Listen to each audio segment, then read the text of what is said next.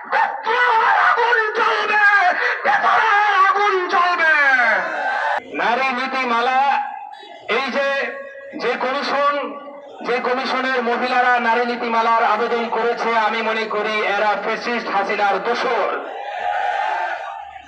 নারী সংস্কার কমিশনের আবেদন তো দূরের কথা, এই কমিশনকেই বাতিল করতে হবে।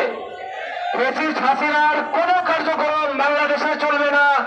আগামী দিনের আন্দোলন হবে ফ্যাসিস্ট হাসিনার বিরুদ্ধে, তাদের সকল কার্যক্রম বাংলাদেশে নিষিদ্ধ করতে হবে।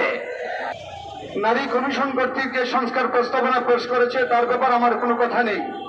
আমি জানতে চাই এই অন্তর্বর্তী সরকারের কাছে যে জুলাই বিপ্লবের পরে এইরকম দৃষ্টতা দেখানোর সাহস তারা কোত্থেকে পেল। আমরা পরিষ্কার দায়িত্বহীন ভাষায় বলতে চাই যে সংস্কার প্রস্তাবনা সত্য ক্যান্সেল করবেনই। সেই সমস্ত বেশ্যা নারীরা এই কমিশনের কাছে সংস্কার প্রস্তাব পেশ করেছে, তাদেরকে বাংলাদেশ থেকে বহিষ্কার করতে হবে। এই দাবি নিয়ে আমরা এখন বাইতুল মুকাররমে আছি, কালকে শাহরুখ উদ্যানে যাব, প্রয়োজন আমরা গণগণ পর্যন্ত যেতে প্রস্তুত আছি।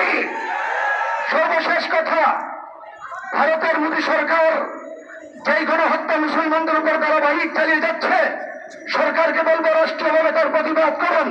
আমি আপনাদেরকে জিজ্ঞাসা করি, গজওয়ে হিন্দের যদি ডাক আসে আমরা কি রক্ত দিতে প্রস্তুত আছি? ইনশাআল্লাহ। আল্লাহ তৌফিক দান করুন।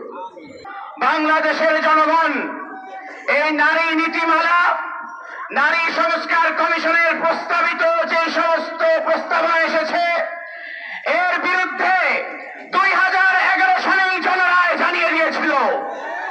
বাংলাদেশে 5ই আগস্ট পরবর্তী সময়ে আমরা প্রত্যাশা করি বাংলাদেশে অন্তর্বর্তীকালীন সরকার জনগণের রায়ের বিরুদ্ধে গিয়ে যে সমস্ত অংশীজনরা এই 5ই আগস্টের লড়াই করে বাংলাদেশে দ্বিতীয় স্বাধীনতা এনেছে, তাদের মতামতকে উপেক্ষা করে কোন ধরনের প্রস্তাবনাকে পাশ করতে পারে না। আমরা নারী সংস্কার কমিশনের কোরআন সুন্নাহ বিরোধী যে সমস্ত প্রস্তাবনা আছে, সে সমস্ত প্রস্তাবনা বাতিলের দাবি জানাই। পাশাপাশি বিগত 16 বছর হেফাজতে ইসলাম বাংলাদেশের যে সমস্ত নেতা কর্মীদের উপর মিথ্যা মামলা সহ যত প্রকার জেল জুলুম নির্যাতন হয়েছে, সকল জেল জুলুম নির্যাতন এবং মিথ্যা মামলা প্রত্যাহারের জন্য সরকারকে অবিলম্বে এই বিষয়ে উদ্যোগ গ্রহণের আবেদন জানাই। আমরা মনে করতাম ডক্টর ইউনূস সাহেব অত্যন্ত